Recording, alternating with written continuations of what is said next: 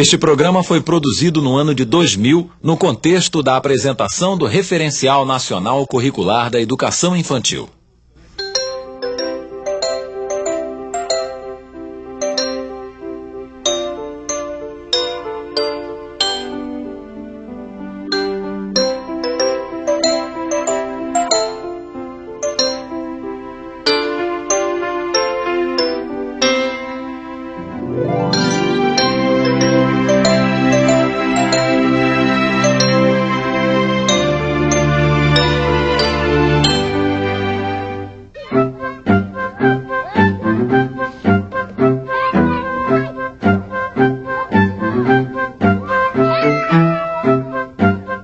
Estas crianças frequentam a educação infantil. No Brasil, a educação infantil comporta as creches para crianças de 0 a 3 anos e as pré-escolas para crianças de 4 a 6 anos. Desde 1996, com a Lei de Diretrizes e Bases da Educação Nacional, ficou estabelecido pela primeira vez na história do nosso país que a educação infantil é a primeira etapa da educação básica. Embora não obrigatória, o número de crianças matriculadas aumenta a cada ano.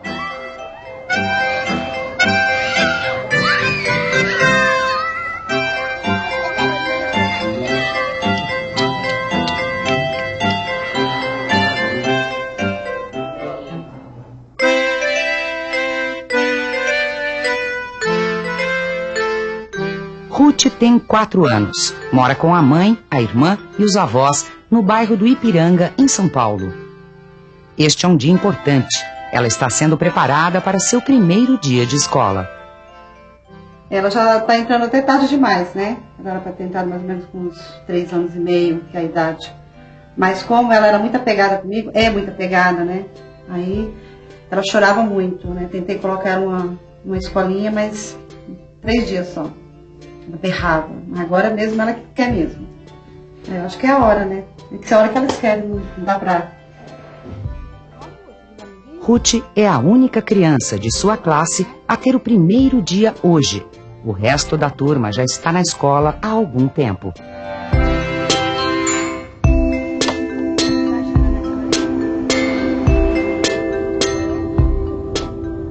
Existe um cuidado que precisa ter, porque nesse dia daí, que é o primeiro dia que a criança vai estar chegando lá, ela está num momento, primeiro da vida dela, que é o seguinte, ela vai lá e ela aceita experimentar isso porque a mãe diz para ela que é bom, né? Porque ela está num momento em que, de fato, ela confia basicamente naquilo que os adultos que ela admira e que ela gosta e que cuidam dela e tal, falam. O primeiro cuidado que eu acho que é importante ter é da mãe ter uma relação de confiança na creche ou, enfim, na instituição onde ela está deixando a filha, né, ou o filho. Porque isto é o que a criança vai dar para a criança o primeiro sinal de que lá é um lugar que vale a pena ela ficar e que vale a pena ela experimentar e conhecer e tudo mais.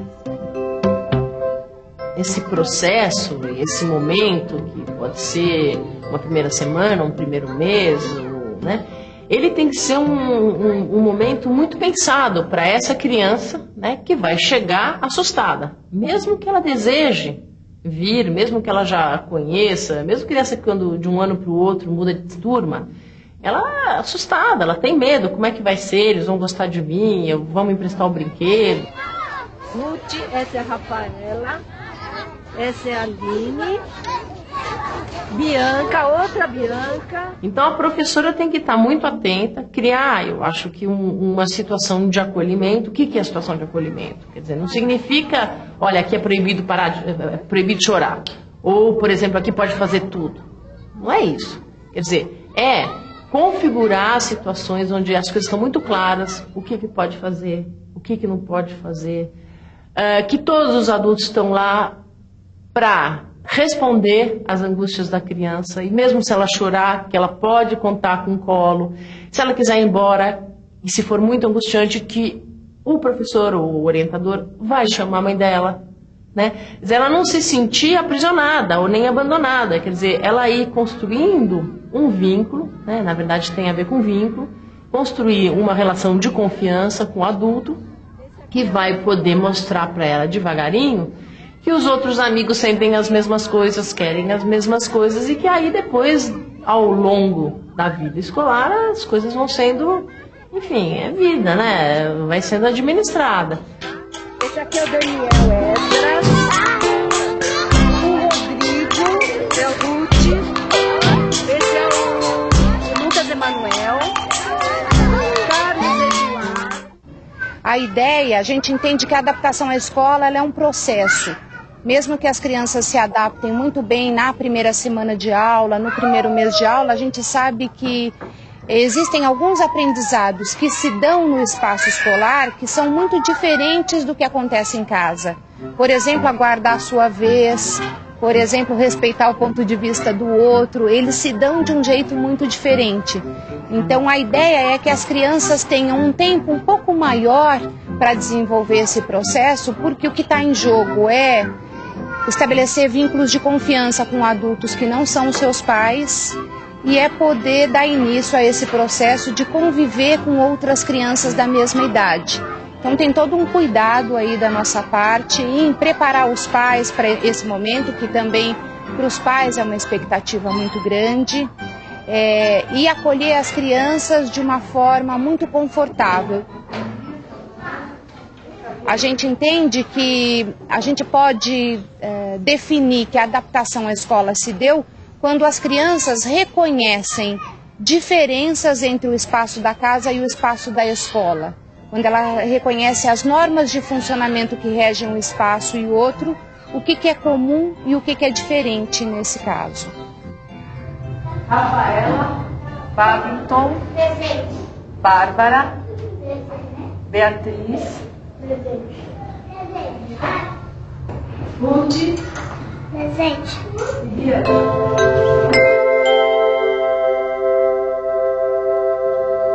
São José dos Campos, interior de São Paulo, bairro de classe média Bosque dos Eucaliptos. Mateus tem 6 anos e está no último ano da pré-escola. Quando tinha 4 anos e ainda sem frequentar a escola, Mateus aprendeu a ler sozinho, a partir da curiosidade em saber o significado das palavras escritas. O pai é operário de uma grande indústria local e trabalha no turno da noite. A mãe, Sônia, cuida da casa do filho e trabalha como voluntária na escola do Mateus. Mas a pré-escola é muito importante. Tem crianças que não sabem nada mesmo. Aí vai do incentivo também de casa, né? Mas a pré-escola é muito bom, não só para alfabetizar, mas o convívio. Porque o Mateus, apesar dele saber ler e escrever, ele era muito fechado, ele convivia com outras crianças da família, a gente saía, tudo, a gente sai bastante, não fica só em casa. Mas a pré-escola foi muito bom para que ele começasse a socializar melhor, porque ele era muito fechado. São José dos Campos, um bairro novo chamado Campo dos Alemães, que surgiu de uma antiga invasão. Na casa de Thaís e Gabriela, a família toda se mobiliza. É hora de levá-las para a escola. Patrícia é uma ADI, auxiliar de desenvolvimento infantil, na escola das meninas. O pai, Luiz Fernando, é segurança num banco. Desde pequenininho, meu primeiro filho veio com 2 meses e meio para a creche. Eu voltei de licença e meu filho já veio. Por isso que os meus filhos hoje estão na creche, porque eu quero que eles tenham uma boa educação, uma educação sadia, né? E eu acho que a educação parte do princípio dos pais. Então, os pais que têm que ter consciência de uma coisa. Se você deixa seu filho sem fazer nada, automaticamente ele vai procurar uma coisa para fazer. Favela Nelson Cruz, bairro do Belenzinho, em São Paulo. Estas crianças precisam chegar à escola para fazer a primeira refeição. Túlio é guardador de carros na rua próxima da escola dos filhos. A mãe é auxiliar de limpeza e sai para o trabalho bem antes das crianças acordarem. Que é uma escola muito boa, né? e é perto de casa. Então, se criança sem escola não dá, né?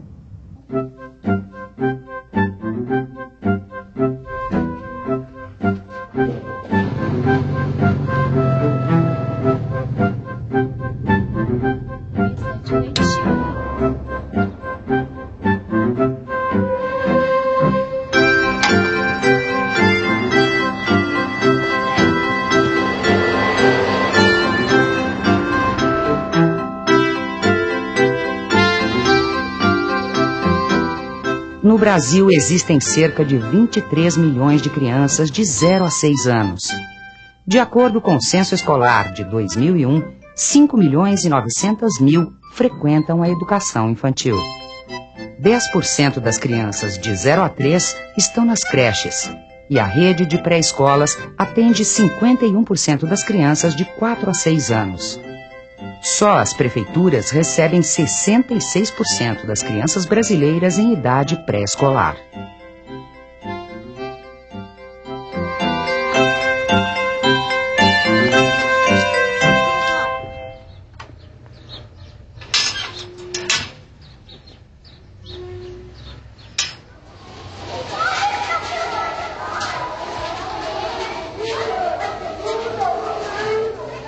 Há uma ideia, né, equivocada de que as crianças, porque são pequenininhas, deveriam aprender coisas muito simples, coisas muito repetidas, coisas muito fáceis, né?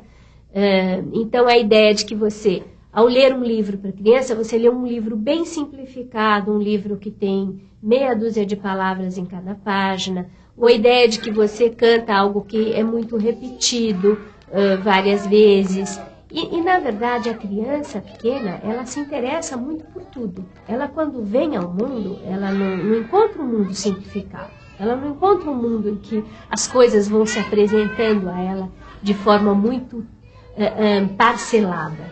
É tudo ao mesmo tempo agora. Tanto as questões ligadas à cognição, quanto as questões afetivas, emocionais.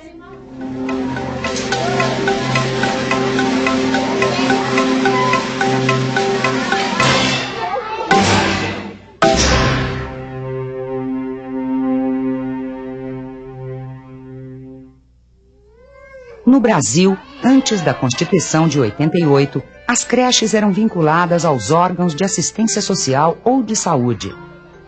As pré-escolas poderiam estar ou não vinculadas à educação. A Constituição de 88 sinalizou a passagem das creches e pré-escolas para a educação. Depois, em 96, a Lei de Diretrizes e Bases colocou claramente que as crianças de 0 a 3 anos seriam atendidas em creches, que fariam parte do sistema de ensino. E as crianças de 4 a 6 anos seriam atendidas em pré-escolas, que também fariam parte do sistema de ensino. Em 1998, o Ministério da Educação lançou o Referencial Curricular Nacional para a Educação Infantil como parte de um esforço para estabelecer parâmetros e referências para a educação infantil no Brasil. O referencial veio sintetizar uma prática pedagógica dispersa no país, e ele é fruto de uma discussão que envolveu por longo tempo os profissionais ligados à educação infantil. Embora a gente esteja num país onde não é obrigatório, não é impossível o governo federal estabelecer um currículo obrigatório, o governo federal tem por obrigação estabelecer metas, estabelecer orientações gerais, e tem muito peso essas orientações, né? Elas influenciam o mercado editorial, elas influenciam a formação de currículos, a formação de professores. Eu acho que uma ideia básica que, de certa maneira, perpassa o referencial é que o professor, ele não é um profissional manual, ele não é um profissional das mãos, ele é um profissional intelectual. Tudo que acontece a partir da sua ação, acontece a partir da reflexão.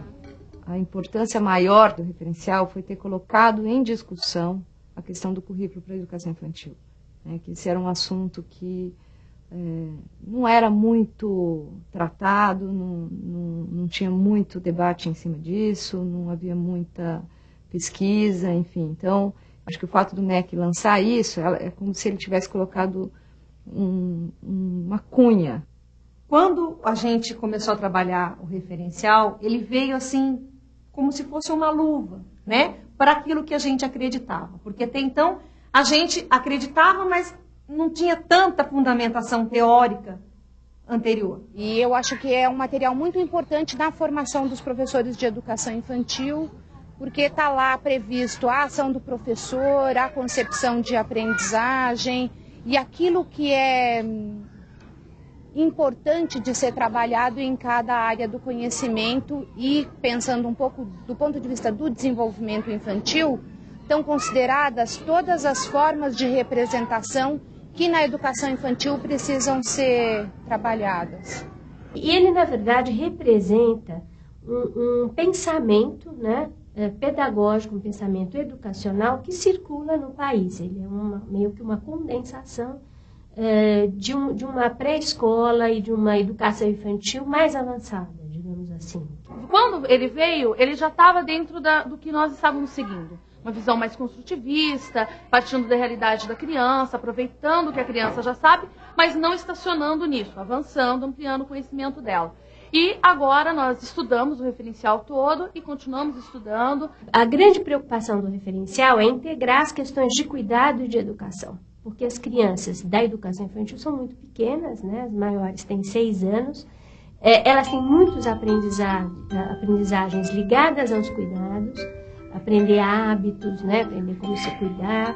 Elas têm que ser cuidadas, porque muitas são bem pequenininhas, né? As aniversárias de 3 anos, as de 4, precisa de alguém que diga, olha, esfriou, você precisa botar um agasalho, agora tá quente, vamos tirar, né?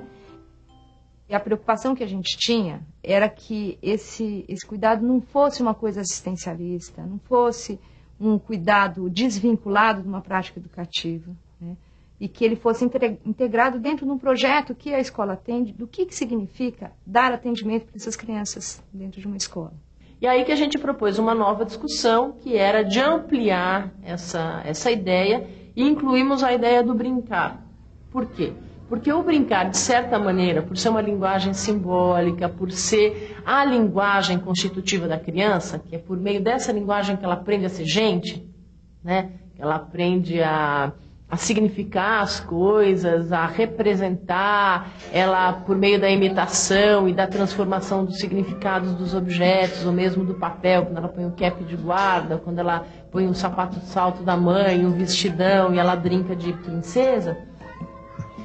Essa dimensão do brincar trazia uma quebra e faria as pessoas pensarem que, na realidade, a educação infantil está apoiada num tripé que se interrelaciona, que diz respeito a atividades de cuidados, que diz respeito a atividades de ensino, ou seja, da educação, e de atividades mais espontâneas, de brincar de faz de conta, de mamãe e filhinha, de super-heróis, de Pokémon, de seja lá o que for, que possa, para a criança, se transformar num lugar de integração dessas atividades, outras que são atividades muito mais que estão na mão do adulto. A escola, ela tem por obrigação ampliar o repertório das crianças. Tem algumas coisas que, se não for a escola que ofereça, a criança pode ser que não tenha. Estas são aquelas coisas que são essenciais.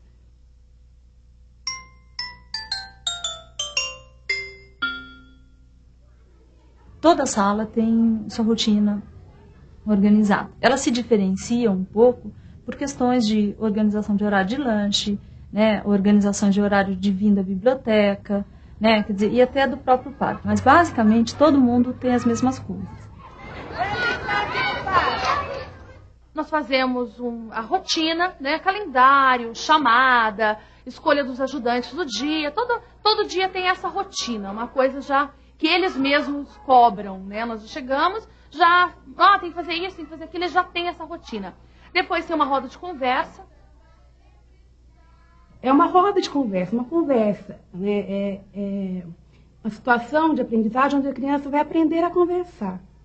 né, a expor suas ideias, a argumentar, fazer perguntas.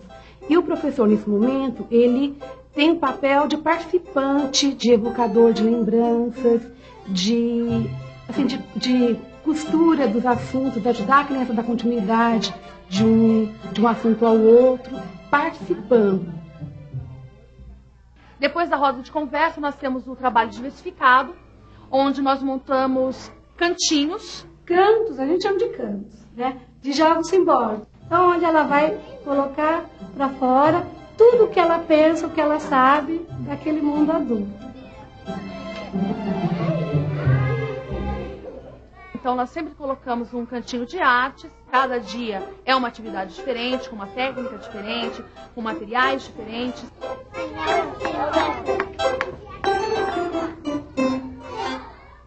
Eles sozinhos vão fazendo, tem autonomia. Só que ninguém fica sem fazer nada. Todo mundo fazendo alguma coisa.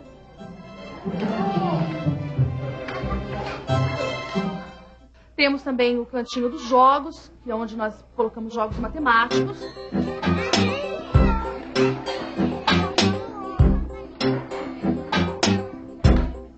Temos o cantinho do jogo livre, que seriam mais jogos lúdicos mesmo. E temos o espaço externo da sala, onde as crianças brincam com bola, corda. Cada dia é um objeto, um instrumento que eles utilizam.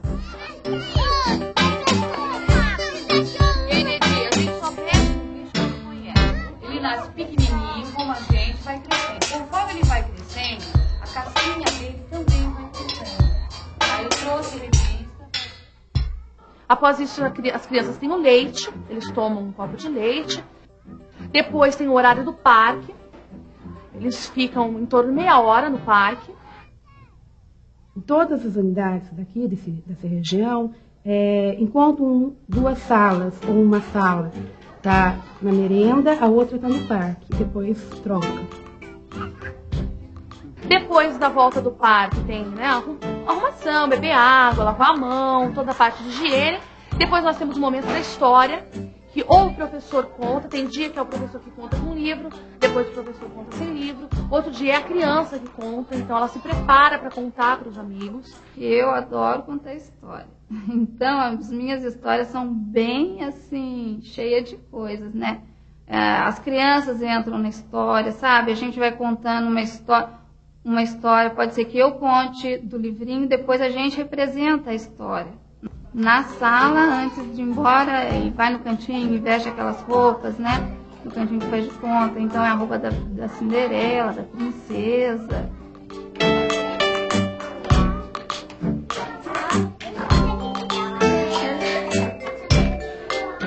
E depois disso tem o momento do vídeo, da sala de apoio que nós utilizamos.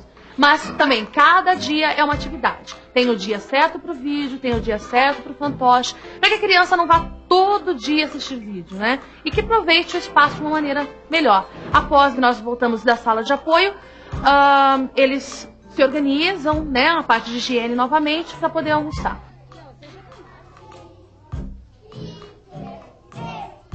Uma atividade que também faz parte da rotina das escolas de educação infantil é a formação continuada. A gente tem que fazer a formação em serviço, então as escolas têm que criar estratégias de achar um tempo na rotina, seja uma vez por semana, uma vez cada 15 dias, no período oposto que o professor trabalha, ou no mesmo período, para que haja uma discussão constante da prática de sala de aula à luz de teóricos ou de leituras que porventura os professores forem fazendo. Às vezes a gente faz uma atividade, a outra que vem faz uma etapa, a próxima etapa. Então, a questão da formação continuada, a formação em serviço, ela é básica, fundamental. Então, agora que a gente tem diretrizes que orientam para como, por quê e para onde educar as crianças pequenas, esse como, esse porquê e para onde tem que ser discutido incessantemente. E a gente também pensar que avaliar a prática docente, a sala de aula, as atividades com as crianças, não é só avaliar o que dá errado, né? Porque a gente tem uma tendência, o professor especialmente acha que assim, reunião de avaliação é para avaliar o que dá errado, né? Para mudar o que deu errado. Não, é para avaliar o que deu certo, né? É para repetir o que está dando certo, é para o colega poder fazer a mesma atividade que eu fiz e que deu certo, que foi um sucesso, com algumas alterações, com algumas mudanças, né? Daí tinha a calculadora, os alunos aprenderam até a usar a calculadora ali para estar fazendo a conta dos produtos, o quanto teria que voltar de troco.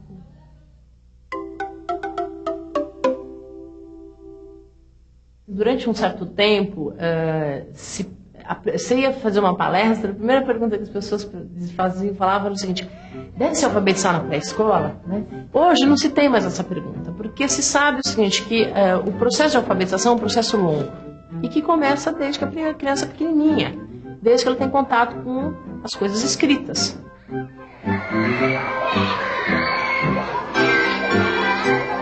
Tem coisas escritas e as crianças querem saber o que está escrito, né?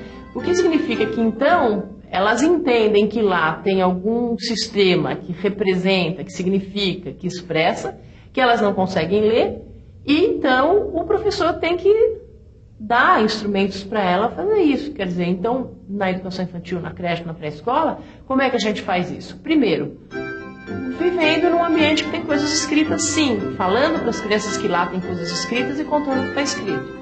Depois, lendo muita história, contando muita história e valorizando o que elas escrevem. Mas mostrar para as crianças que tem um jeito convencional, sim, de escrever. E que, em geral, a gente começa apresentando para a própria criança escrever o seu próprio nome. Porque não adianta começar com outra coisa se ela não sabe o próprio nome. Por quê? Porque se a escrita é uma unidade de significado e está carregada de emoção, o nome é associado à minha própria pessoa. Então, a coisa que eu quero saber escrever é o meu nome. E através do nome, elas vão sabendo as outras palavras. Por exemplo, eu fui contar uma história que chamava Lili, eu não lembro direito o título da história. Mas aí eles falaram: nossa, professora, é o mesmo nome da Lilian. Então, eles vão associando, né? E é através dessa associação que eles vão aprendendo. Então, não adianta eu chegar e dar um texto, dar alguma coisa que eles não sabem o nome deles. Então, eles vão associando as outras palavras, as outras coisas com o nome. E assim eles vão deslanchando. Então, depois, brincando, né, com as letras do nome, comparando o seu nome com a do coleguinha, escrevendo um embaixo do outro, Mário, Maria, Mariela, Marcelo, né, eu vou compreendendo que existem unidades que compõem esse nome, que eu posso, e que esse nome está dentro de um texto, e vou aprendendo a escrever. Gabriel? É o Gabriel. A professora pediu para fazer uma lista de nomes de animais, né? Uma coisa assim. E é bonito porque essa é uma cena que a gente vê várias questões colocadas, né? A aceitação da diferença, o trabalho com a tolerância, quer dizer, algumas crianças que já escrevem convencionalmente, outras que são pré-silábicas, outras que escrevem convencionalmente, escapam algumas letras. E aí a possibilidade das crianças pensarem em grupo sobre isso é que as faz aprender mais. Ô, Júnior, o que faltou no porco que você escreveu aqui? Que letras faltaram? Faltou que letra? Dá uma olhada. Então é muito bonita aquela coisa daquele menino que vai lá e escreve, e falta uma opção de letras, e mesmo na hora que ele está escrevendo, ele já se dá conta, né, que está faltando, e aí os outros vão lá e ajudam, quer dizer, e aí a gente vê também não só que é importante trabalhar a escrita, mas o papel do grupo, né? A gente não aprende nada sozinho, a gente aprende com as outras pessoas, né? Não, quer dizer. Olha aí, Júnior, ele está fazendo porco. As atividades e a rotina nas creches e pré-escolas podem variar conforme a região e a escola. Porém, é certo que não importa o lugar ou a escola, pois é cada vez mais importante o papel da educação infantil na formação das nossas crianças. Bota 3, bota 4. Mas o que a escola pode dar para a criança? Ela pode dar para a criança uma experiência de que aquilo é possível, entendeu? Uma experiência onde a criança vivencie e possa ter isso para ela, né? De que a justiça funciona, de que o respeito ao outro funciona, não é unilateral, de um para o outro, de outro para o outro, entendeu? Quer dizer, onde o respeito por si próprio é valorizado, sabe? Quer dizer, são coisas em que eu acho que assim, que muitas vezes isso é esquecido pela escola. Então, o que eu acho que é importante é a escola ser este lugar. A escola tem que ser esse espaço. Tem que ser o espaço onde afirma que sim, que isto é possível e que aqui a regra é esta.